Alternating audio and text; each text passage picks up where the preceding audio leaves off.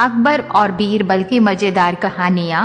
जब भी किस्से कहानियों की बात होती है तो अकबर और बीरबल के किस्से कहानियों का जिक्र कहीं न कहीं हो ही जाता है, क्योंकि अकबर बीरबल की कहानियाँ पुराने जमाने से ही काफी प्रचलित रही है और इन्हें सुनने सुनाने में बहुत ही मजा आता है और साथ ही इनसे हमें बहुत कुछ सीखने को भी मिलता है। इसलिए आज मैं आपके लिए कुछ ऐसी ही मजेदार कहानियाँ अकबर बीरबल की कहानियाँ लेकर आया हूँ और ये कहानियाँ पढ़कर और सुनकर आपको मजा तो आएगा ही, साथ ही इनसे आपको कुछ प्रेरणा भी मिलेगी। तो आइए अब चलते हैं किस्से कहानियों के संसार में और पढ़ते और सुनते हैं अकबर बीरबल की हिंदी कहानियाँ। अकबर और बीरबल की मजेदार कहानियाँ। महेश दास कैसे बना बीरबल।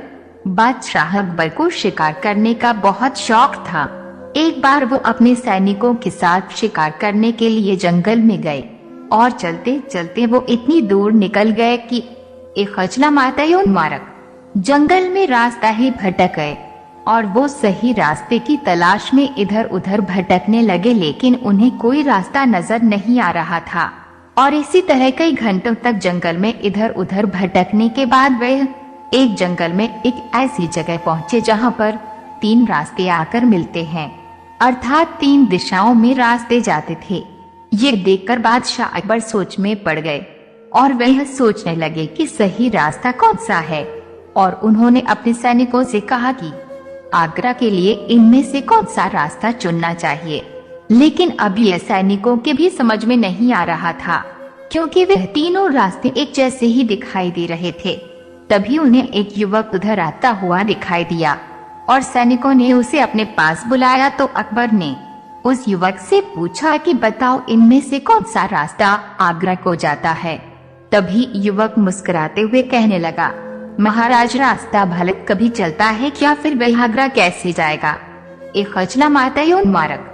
युवक की इस समझदारी ने एक बार फिर बादशाह अकबर को खुश कर दिया और वो कहने लगे, महेश दास आज मैं एक बार फिर तुम्हारी बुद्धिमानी से काफी प्रसन्न हूँ, इसलिए आज मैं तुम्हें अपना दरबारी घोषित करता हूँ और आज से तुम बीरबल के नाम से जाने जाओगे। सभा में मौजूद कुछ दरबारियों को बादशाह की ये बात रास नहीं आई और वो नहीं चाहते थे कि महेश दास जैसा कोई भी व्यक्ति सभापति चुना जाए। इसलिए उनमें से किसी एक ने चालाकी से बादशाह से कहा, जहाँ आपकी बात का मैं बिल्कुल खंडन नहीं करना चाहता, परंतु आपने ये निर्णय थोड़ी जल्दीबाजी में लिया है, अतः मैं समझता हूँ कि इस युवक की थोड़ी बहुत परीक्षा और ली जाए ताकि ये बात पक्की हो सके कि वास्तव में ये दरबारी बनने लायक है या नहीं।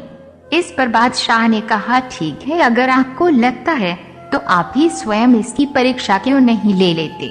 आप प्रश्न पूछिए जो भी आप इससे पूछना चाहते हैं और फिर देखते हैं कि क्या महेश दास को वास्तव में दरबारी बनाना चाहिए या नहीं।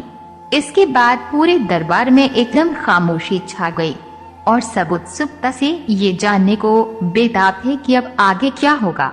अब वो दरबारी कुछ देर ऐसे ही खड़ा रहा और कुछ देर सोचने के बाद उसने युवक से पूछा, बताओ इस वक्त मैं क्या सोच रहा हूँ अपने मन में। पूरी सभा में एक बार फिर वही खामोशी। तभी कुछ देर सोचने के बाद युवक ने कहा, मेरे ख्याल से आप ये सोच रहे हैं कि हमारे बादशाह जैसा इस दुनिया में कोई दूसरा नहीं है, इसलिए मेरे खुदा आप हमारे बादशाह हुजूर को सही सलामत रखें और उन्हें लंबी उम्र दे। अब ये देखकर अकबर मंद मंद मुस्कुराने लगे और उत्सुकता से उस दरबारी से पूछा कि क्या आप सच में ऐसा ही सोच रहे थे। अब उस दरबारी के पास वहाँ बोलने के अलावा कोई और रास्ता नहीं था, क्योंकि ना बोलकर वो बादशाह के गुस्से का शिकार नहीं होना चाहता था। इसलिए अब उसने सबके सामने ये कबूल कर लिया है कि वो युवक महेश दास बिल्कुल सही कह रहा है और सच में मैं यही सोच रहा था। युवक की इस चतुराई ने एक बार फिर राजा को प्रसन्नता हुई और अब उन्होंने एक बार फिर सबके सामने महेश दास को नया सभापति घोषित कर दिया और अब वो युवक बीरबल बनकर बादशाह अकबर की सेवा। दोस्तों, आपको ये हमारी एक छोटी सी कहानी कैसी लगी? आप अपने कमेंट के द्वारा हमें अवश्य बताएं। ये हमारी छोटी सी कहानी पसंद आने पर लाइक और शेयर करें। ऐसे ही और कहानियाँ, सुविचार और ऐसे ही बहुत सी कहानियाँ पढ़ने के लिए हमारे चैनल को सब्सक्राइब कर लें और साथ में घंटा दबा लें ताकि हमारी आने वाली वीडियो सबसे पहले आप तक पहुंच सके। धन्यवाद।